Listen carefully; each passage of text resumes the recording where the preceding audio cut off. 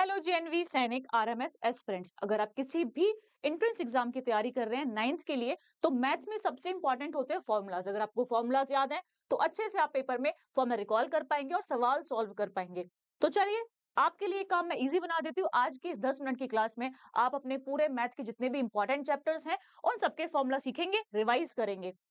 तो formula sheet math का chapter 1 से अगर हम देखें, रेशनल नंबर जिनको हम हिंदी में बोलते हैं परिमेय संख्याएं, तो क्या होती हैं? सिंपल सी यहाँ पे डेफिनेशन लिखिए। इस चैप्टर में ज्यादा फॉर्मूले नहीं है, बस इतना है कि आपको रेशनल नंबर पता होना चाहिए क्या होता है, जिसको हम पी बाई क्यू मतलब फ्रैक्शन फॉर्म में लिख सकते हैं। और जो क्यू है वो डजंट इक्वल टू होना चाहिए जीरो के। मतलब ये कोई भी इंटीजर्स हो सकते हैं पी और क्यू, कोई भी पूर्णांक हो सकते हैं प्लस या माइनस, लेकिन क्यू जो है वो जीरो में नहीं होना चाहिए। क्यों नहीं होना चाहिए? अगर हम जीरो से किसी भी संख्या को भाग करते हैं तो पॉसिबल ही नहीं होता है। रिजल्ट क्या आता है? इनफाइनाइट, जिसको हम बोलते हैं नॉट डिफाइंड। चलिए आगे देखिए, नेक्स्ट चैप्टर है fraction and decimal. Fraction and decimal बहुत सिंपल है और इसमें बहुत सिंपल आपके क्वेश्चन आते हैं सिंपलीफिकेशन वाले। क्या होता है? कन्वर्ट करना है फ्रैक्शन को पहले डेसिमल में। कन्वर्ट करना है अगर आपको फ्रैक्शन को डेसिमल में, तो कैसे करोगे? सिंपल सी चीज है भाई, देखो अगर 3/5 है, इसको तुम्हें कन्वर्ट करना है डेसिमल में, कैसे करोगे? 5 से सीधा भाग कर दोगे। हमें पता है 3 भाग नहीं होता, तो 0 पॉइंट और 5 6 30, ऐसे हम इसको कन्वर्ट कर सकते हैं। सेकंड है कन्वर्टिंग डेसिमल टू फ्रैक्शन। अगर इसको उल्टा कन्वर्ट करना हो तो क्या करोगे? जितने नंबर डेसिमल के बाद है उतनी जीरो लगा के भाग कर दो। जैसे कि 0.6 है ना, तो ये डेसिमल हटाने के लिए 10 से अगर तुम भाग करोगे तो डेसिमल हट जाएगा।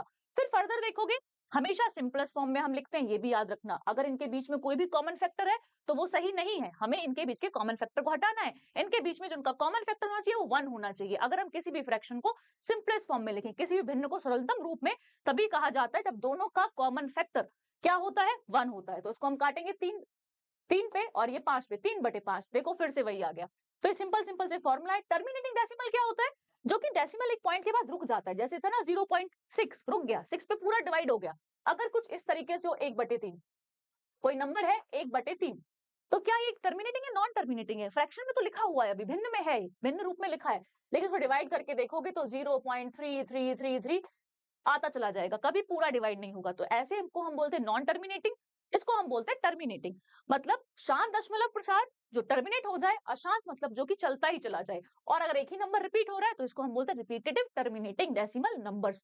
इतना इसमें आपको जानना है। रिकरिंग डेसिमल वही, मतलब जो रिपीट होता है, बार बार एक ही नंबर डेसिमल के बाद रिपीट होता रहे। कन्वर्जन फॉर्मूला क्या है? सिंपल है, फ्रैक्शन से डेसिमल को करना है तो a अपॉन बी, सीधा भाग कर दो। डेसिमल को फ्रैक्शन से करना है सीधा, जितने डेसिमल के बाद तुम्हारे नंबर्स लगे हुए हैं दशमलव के बाद, उतने जीरो लगा के एक के पीछे डिवाइड कर दो। नेक्स्ट चैप्टर है एलसीएम और एचसीएफ। एलसीएम एचसीएफ बहुत सिंपल है, बहुत इसमें बच्चे कंफ्यूज होते हैं। एक सिंपल सा फॉर्मूला जो तुम्हें याद होना चाहिए वो क्या है? एलसीएम मल्टीप्लाई एचसीएफ बराबर होता है प्रोडक्ट ऑफ टू नंबर्स। अगर आपको दो नंबरों का, दो संख्याओं का गुणनफल दे रखा है तो वो हमेशा बराबर होगा उसके लासा और मासा के गुणनफल के। सेकंड क्या है? HCF to fraction. अगर आपको एचसीएफ निकालना है फ्रैक्शंस का, मतलब कि भिन्नों का निकालना है, तो याद रखना जो निकालना है, जो मतलब अगर एचसीएफ निकालना है तो अंशों का, न्यूमरेटर का एचसीएफ निकालो, भाग कर दो उसको एलसीएम ऑफ डिनोमिनेटर मतलब हरों के एलसीएम से। एलसीएम में भी यही याद रखना है तुम्हें, जो पूछा है उसको ऊपर रखना है और जो नहीं पूछा है उसको नीचे भाग में दे देना है। ठीक है, क्लियर?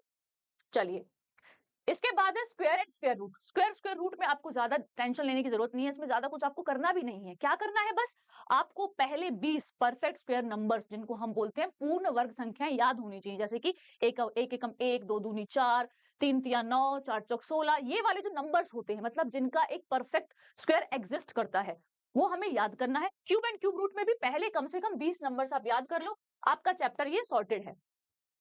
इसमें एक चीज आती है फ्रैक्शन के लिए। ये तो आपके जनरल फॉर्मूलाज हैं, ठीक है, कि हम कौन कौन से फॉर्मूला यूज करते हैं। a प्लस बी का होल स्क्वायर बराबर a का स्क्वायर प्लस b का स्क्वायर प्लस 2ab। ये फॉर्मूलाज है, इसका पीडीएफ आपको टेलीग्राम चैनल पे मिल जाएगा, तो ज्वाइन कर लेना वेदा नवोदय सैनिक एग्जाम टेलीग्राम चैनल, वहां पे आपको उसको पीडीएफ मिल जाएगा। आराम से रिवाइज करना। अगर तुम्हें फ्रैक्शन का पूछ ले, स्क्वायर रूट निकालना है, वर्गमूल निकालना है, तो कैसे निकालोगे? अगर इस तरीके से फ्रैक्शन का तुमसे पूछ ले तो क्या करोगे? अलग अलग निकाल दो, न्यूमरेटर का अलग, अंश का अलग और हर का अलग। इस तरीके से हम इसे यूज करते हैं। और अगर मल्टीप्लाई में पूछे, मतलब इस तरीके से मल्टीप्लाई में अगर दे दे, तो क्या करोगे? अलग अलग निकाल के मल्टीप्लाई कर दो। सिंपल सी ये तुम्हारी ट्रिक है इसकी। इसके बाद क्यूब एंड क्यूब रूट में भी वही, आपको पहले कम से कम 20 परफेक्ट क्यूब नंबर्स, पूर्ण घन संख्या याद होनी चाहिए। आपका चैप्टर सॉर्टेड है। फॉर्मूला जिसमें देखोगे क्यूब वाले हैं, a प्लस बी का क्यूब करने का मतलब क्या होता है? फॉर्मूला बना कैसे है? ये फॉर्मूला बना है इस सिंपल तरीके से, a प्लस बी को मल्टीप्लाई कर दिया a प्लस बी से और फिर इसको मल्टीप्लाई कर दिया a प्लस बी से। माइनस वाला है तो इसका भी यही मतलब है। अगर हम किसी भी नंबर के ऊपर, जैसे n के ऊपर हमने 2 लिखा है, तो इसका मतलब क्या है, हम n को खुद से मल्टीप्लाई कर रहे हैं। अगर हम किसी नंबर जैसे कि n की पावर 3 अगर हम लिखें 3, तो इसका क्या मतलब है, n को हम 3 बार मल्टीप्लाई कर रहे हैं। और अगर आपको रूट में दे दे, जैसे कि इस तरीके से आपको एक नंबर दे दे n और यहाँ पे लिखा हो a, तो आप कैसे लिखेंगे? रूट का मतलब होता है कि जो पावर है वो बटे में है, तो हम इसे लिखते हैं n 1/a। क्लियर यहां तक? चलिए आगे बढ़ते हैं। पावर एंड एक्सपोनेंट बड़ा प्यारा आपका चैप्टर है। घात और घातांक 6-7 नियम है इसके, वो याद करने हैं। अगर तुम्हारे बेस सेम हो, आधार सेम हो इस तरीके से, और उनकी पावर डिफरेंट हो तो घातें जुड़ जाती हैं, पावर्स प्लस हो जाती हैं। बेस सेम हो लेकिन डिवाइड हो तो घातें माइनस हो जाती हैं, पावर्स को माइनस कर देते हैं। अगर ब्रैकेट के ऊपर पावर लगी हो तो सीधा मल्टीप्लाई करो। किसी भी नंबर की पावर 0 हो, अगर तुम्हारा मान के चलो इस तरीके से कोई कितना ही चाहे बड़ा नंबर है लेकिन पावर 0 है, तो उसकी वैल्यू हमेशा 1 आएगी। ऐसे अगर माइनस में पावर है तो 1 के बटे में ले जाओ। अगर ब्रैकेट में पावर है, 2 नंबर्स है और पूरा पावर लगा हुआ है, तो मतलब उन दोनों की वो घात है, a की पावर n और b की पावर n।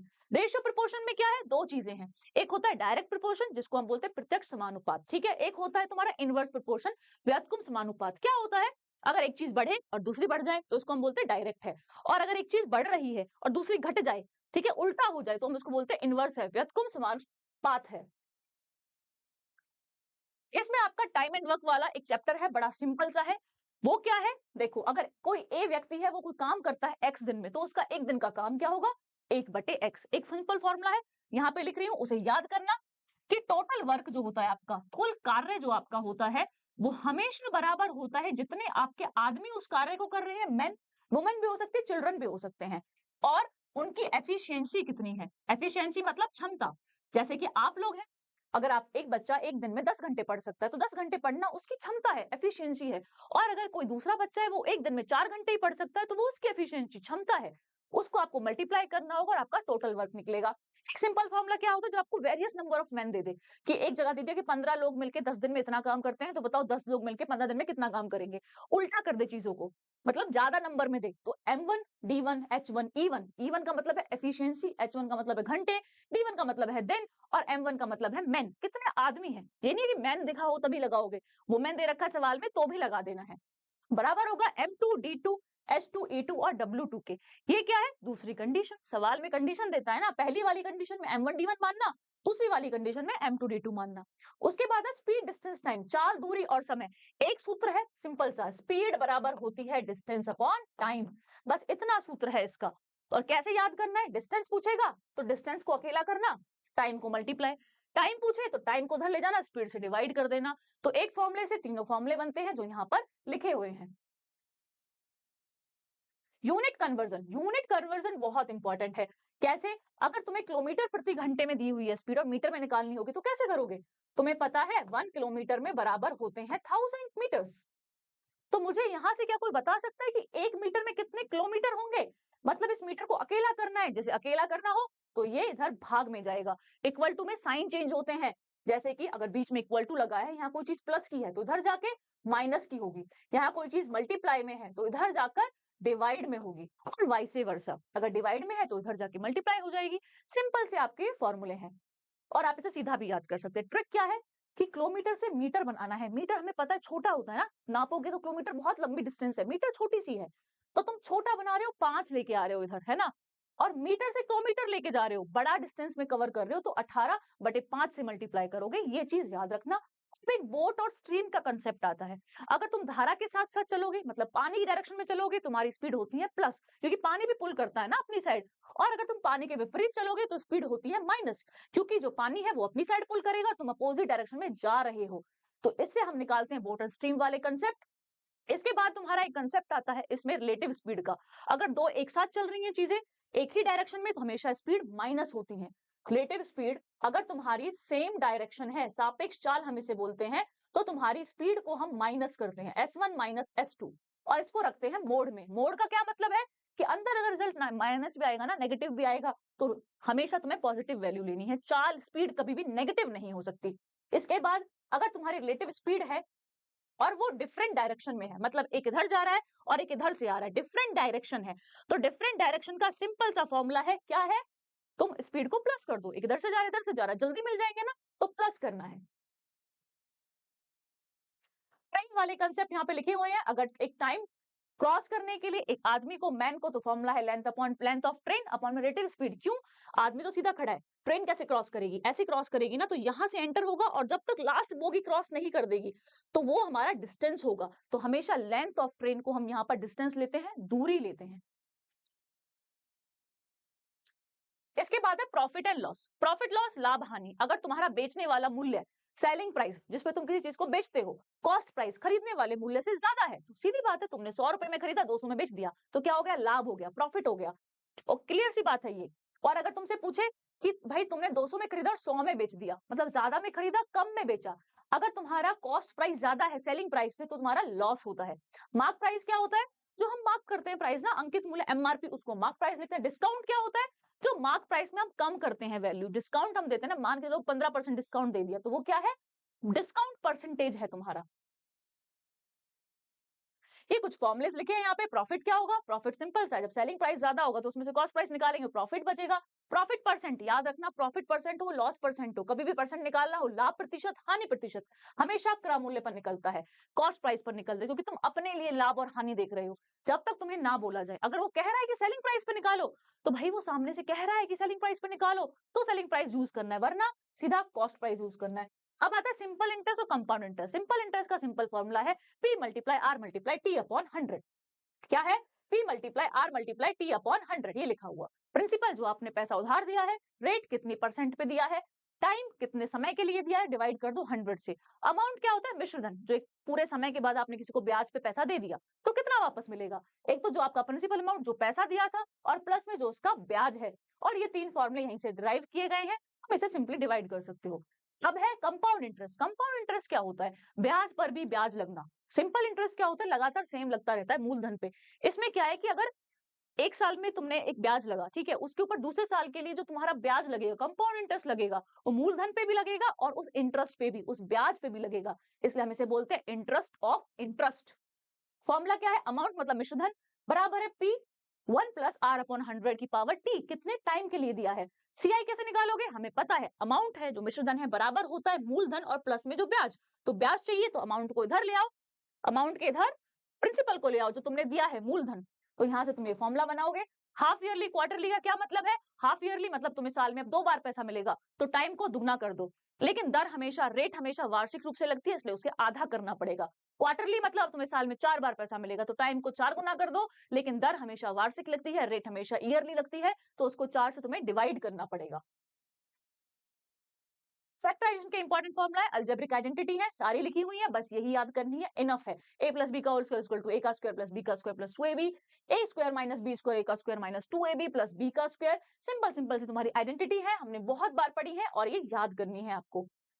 मेथड कौन कौन से? कॉमन फैक्टर मेथड होता है, ग्रुपिंग मेथड होता है, यूजिंग अलजेब्रिक आइडेंटिटी और ट्रायल और एरर मेथड।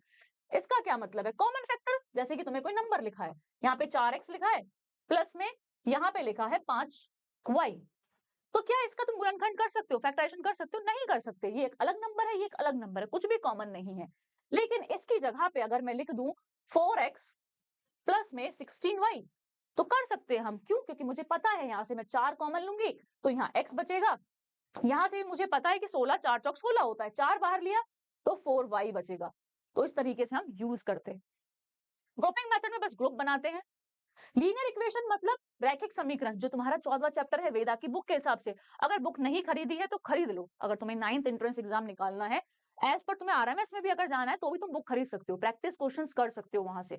तो बुक खरीद लो, प्रैक्टिस करो। जो नहीं होता, वेदा अकेडमी ऐप इंस्टॉल करो, वहां पे तुम्हें फ्री में डाउट सॉल्व किए जाते हैं, वहां पे भेज सकते हो। कोई भी कंसेप्ट अगर तुम्हें समझ में नहीं आता तो मैं सॉल्व कर दूंगी। ओके, चलिए, लीनियर इक्वेशन का स्टैंडर्ड फॉर्म क्या है, कैसे लिखते हैं? तुम्हारे सिलेबस में जीएनवी में एक ही वेरिएबल क्या, वेरिएबल क्या होता है? जो तुम्हें एक्स वाई जेड ये चीजें यूज करते हो ना, इनको हम बोलते हैं वेरिएबल। इनकी वैल्यू चेंज हो सकती है। और कांस्टेंट तुम्हारे नंबर्स होते हैं, 2 की वैल्यू 2 ही रहेगी, कभी चेंज नहीं होगी। यहाँ एक्स अगर मुझे निकालना हो तो कुछ भी हो सकता है। एक्स की जगह मैं 4 रख दूं, एक्स की जगह मैं 6 रख दूं, कुछ भी रख सकती हूँ। इसके बाद तुम्हारा है अंडरस्टैंडिंग क्वाड्रिलेटरल, बहुत इंपॉर्टेंट है। क्या है? क्वाड्रिलेटरल मतलब चतुर्भुज। चतुर्भुज के सारे अंदर के कौन इंटीरियर एंगल्स का जो सम होता है 360 डिग्री होता है। एक्सटीरियर एंगल का सम भी 360 डिग्री होता है, याद रखना। पैरेललोग्राम क्या होता है? जिसकी आमने सामने की भुजा पैरेलल होती है, बराबर होती है। रेक्टेंगल क्या होता है? आमने सामने की भुजा बराबर होंगी, एंगल्स 90 के होंगे। रोम्बस सारी की सारी भुजाएं बराबर होंगी लेकिन एंगल्स 90 के नहीं होंगे। स्क्वायर सारी की सारी भुजा बराबर होंगी, एंगल्स भी 90 के होंगे। ट्रेपेजियम जिसकी एक पेयर ऐसे और ऐसे, ये जो पेयर जाते हैं ना इस तरीके से ट्रेपेजियम की, ये होती है पैरेलल। और जो अपोजिट साइड होती है वो कुछ भी नहीं, ना पैरेलल होती ना उनका कोई एंगल डिफाइन है। बस एक चीज डिफाइन है कि अगर इस तरीके से दो पैरेलल लाइन है और उन्हें एक ऐसी तीसरी लाइन काटती है तो इसके अंदर वाले इंटीरियर एंगल्स का सम 180 डिग्री होता है ट्रेपेजियम में। ये वाली बात क्लियर है। लाइन एंगल वाले थ्योरी में बेसिक फैक्ट क्या है? बेसिक फैक्ट स्ट्रेट लाइन, सीधी रेखा, इसके ऊपर जो एंगल होता है हमेशा 180 डिग्री का होता है। कितना है? 180 डिग्री का है। अगर ये एंगल 9 ऐसे बनाए बिल्कुल एकदम लंबवत, इसको हम 90 डिग्री बोलते हैं। 90 डिग्री से छोटा है तो हम इसे बोलते हैं एक्यूट एंगल, जिसको हिंदी में बोले न्यून कोण। अगर इससे बड़ा है, 90 से बड़ा है और 180 से छोटा है तो इसे हम बोलते हैं ऑब्ट्यूज एंगल, कहने का मतलब अधिक कोण। और तुम्हारा पूरा सर्कल घुमा दिया जाए इस तरीके से तो इसे हम बोलते हैं 360 डिग्री, पूर्ण कोण, complete angle. Area and perimeter, क्षेत्रफल निकालना है तुम्हें किसी का या फिर परिमाप निकालना है तो सिंपल सी चीज है। परिमाप क्या होता है? अगर कोई आकृति बनी हुई है इस तरीके से, पेरीमीटर, और तुम एक जगह खड़े होकर इसकी पूरी परिक्रमा लगा के वापस इसी पॉइंट पर आओ तो जितनी तुमने डिस्टेंस कवर किया उसको बोलते हैं पेरीमीटर, परिमाप। तो रेक्टेंगल का पेरीमीटर क्या होगा? रेक्टेंगल मान लो इसको, ये इसकी लेंथ है, ये इसकी ब्रेथ है, लंबाई चौड़ाई।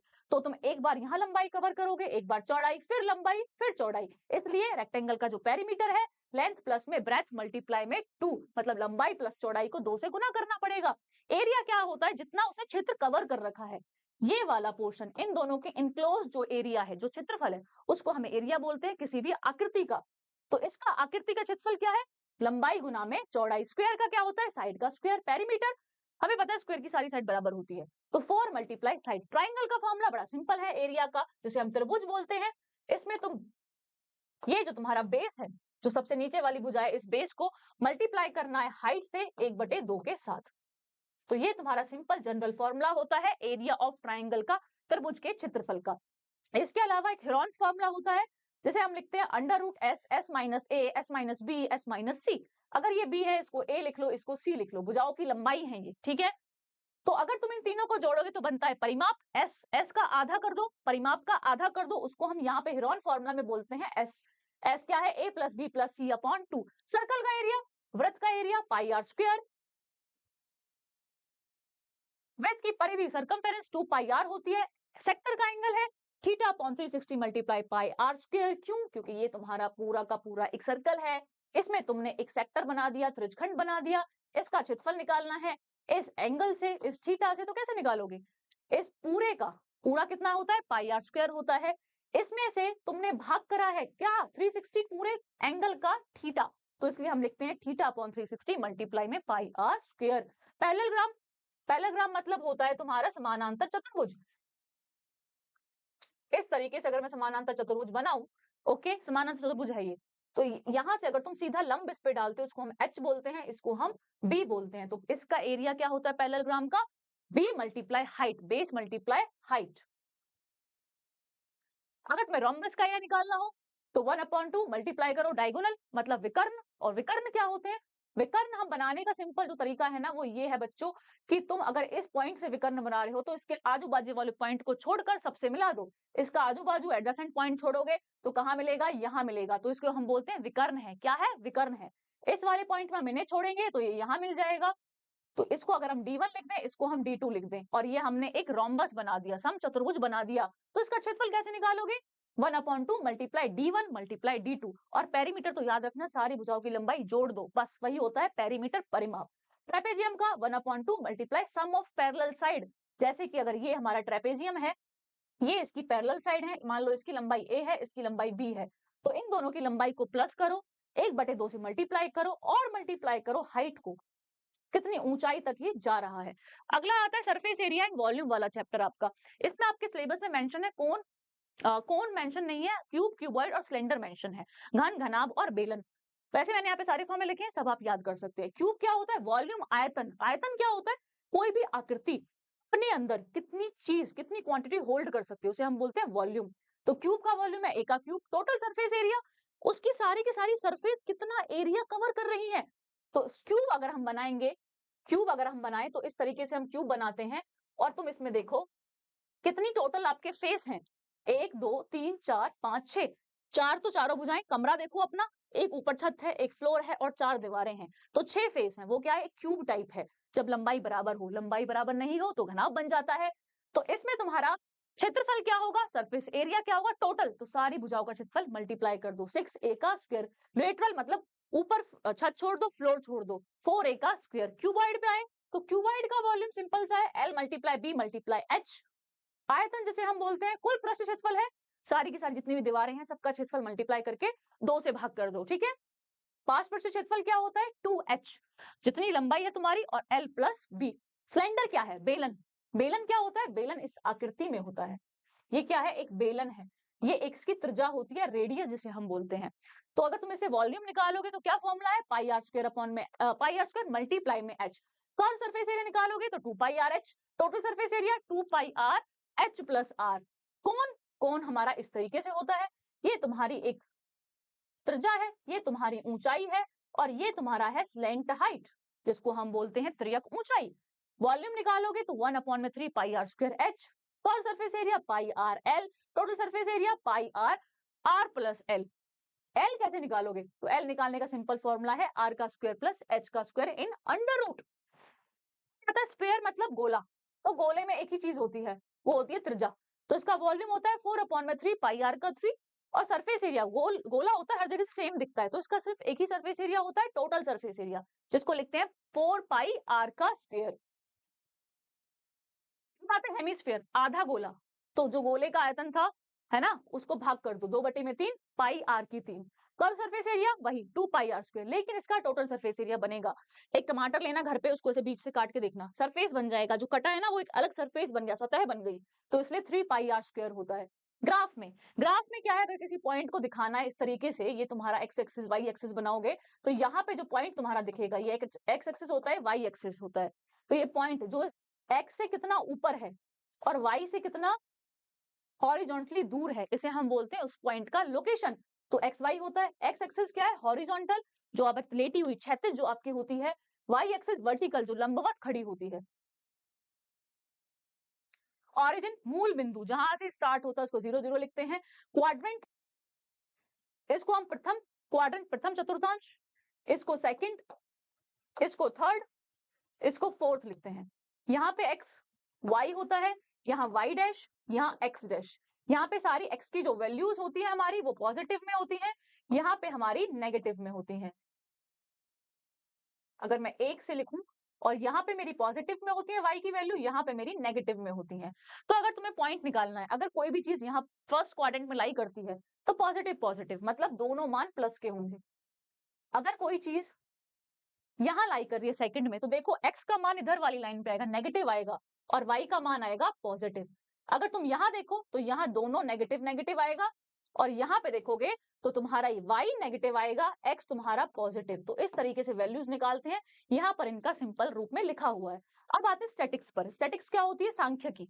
मीन मोड मीडियन निकालना है। मीन का फॉर्मूला सिंपल सा है, जितने भी ऑब्जर्वेशन है सबको प्लस कर दो, डिवाइड कर दो जितनी नंबर ऑफ ऑब्जर्वेशन है, प्रेक्षणों का योग और भाग में कर दो प्रेक्षणों की संख्या।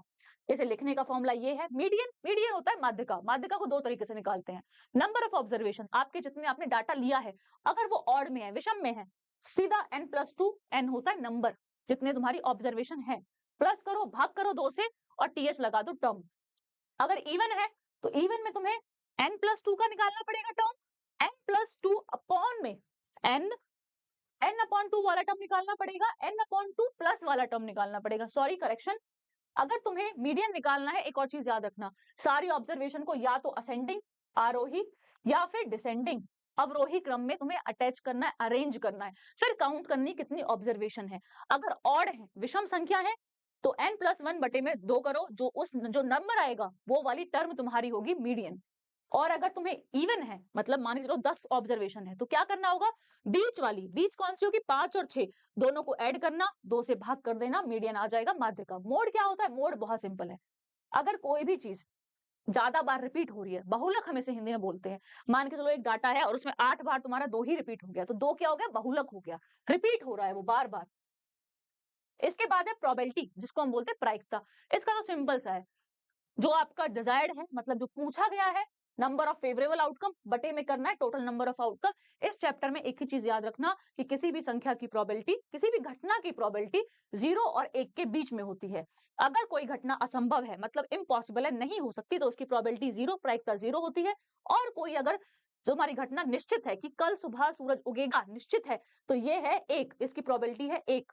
और तुम्हारी जितनी भी प्रायिकता है बीच में, वो हमेशा 0 और 1 के बीच में लाई करती, कभी उससे ज्यादा नहीं होती। और किसी भी घटना के घटने की और ना घटने की प्रायिकता, मतलब फेवरिंग कि वो होगी इवेंट और not happening of that event, हमेशा उनका सम बराबर होता है 1 के। यहाँ पे मैंने फॉर्मूला भी लिखा होगा, ये रहा, प्रोबेबिलिटी ऑफ इवेंट होने की और ना होने की बराबर होती है 1 के। कुछ इंपॉर्टेंट कांस्टेंट होते हैं मैथ में, उनका तुम्हें मान पता होना चाहिए।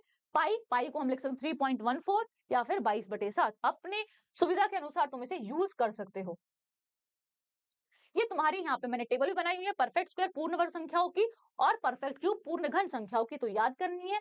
लास्ट में है स्टडी टिप्स, क्या क्या तुम्हें करना है, ये फॉर्मूला शीट डेली प्रैक्टिस करनी है, टेलीग्राम चैनल ज्वाइन कर लेना, वहां पे मिल जाएगा। Solve problem step by step, Telegram channel का लिंक मैं डिस्क्रिप्शन में भी डलवा दूंगी, तो वहां से भी ज्वाइन कर सकते हो तुम। हर स्टेप को एक एक करके सॉल्व करना है। प्रॉब्लम पहले देखो क्या पूछ रहा है, क्या क्या दिया हुआ है, अच्छे से डेटा लिखो, उसके बाद फॉर्मूला सोचो क्या लगेगा, फिर यूज करो। Make connection between related topic, जैसे कि अगर मैं तुम्हें कहूं कि कोई नंबर है, वो ऐसे बढ़ रहा है एक साइड, है ना, और दूसरा घट रहा है, तो ऐसा क्या हो सकता है, जब स्पीड बढ़ती है तो हमें टाइम कम लगता है, तो क्या है, एक इनवर्स प्रोपोर्शन का, व्यत्क्रम अनुपात का एक अच्छा एग्जाम्पल है। लेकिन चैप्टर कौन सा, स्पीड डिस्टेंस टाइम, तो ऐसे रिलेट करो टॉपिक्स को मैथ में, तो अच्छा कर पाओगे पेपर में। Use visual add and diagram, हमेशा डायग्राम बनाने की कोशिश करो अगर तुम्हें पेपर में दिया है तो। रेगुलर रिवीजन इज की टू सक्सेस, रेगुलर रिवीजन करो, अच्छे से प्रैक्टिस करो, फॉर्मूला शीट देखो, बार बार ये वीडियो देखो ताकि तुम फॉर्मूला को रिवाइज कर सको। और कमेंट में पूछो अगर तुम्हें कुछ समझ में नहीं आता है, डाउट सेक्शन फ्री है सबके लिए, वेद अकेडमी ऐप पे इंस्टॉल करो, डाउट पूछो, जितने भी रिसोर्सेज हैं उनको यूज करो अच्छे से। और इसी के साथ all the best for your JNV, military, सैनिक एग्जाम, क्योंकि फॉर्मूला मैथ के सब में सेम रहते हैं। इवन अगर कोई बड़े लेवल पे भी पढ़ रहा है ना, तो वो भी यही फॉर्मूला पड़ेगा, सबके लिए स्पीड बराबर डिस्टेंस अपॉन टाइम ही है, चेंज नहीं कर सकता इसको कोई। तो फॉर्मूला शीट अभी से अच्छा करो, फ्यूचर में भी काम आएगी, हमेशा काम आएगी। ओके, चलो बाय बाय, बुक परचेज कर लेना क्वेश्चन प्रैक्टिस के लिए।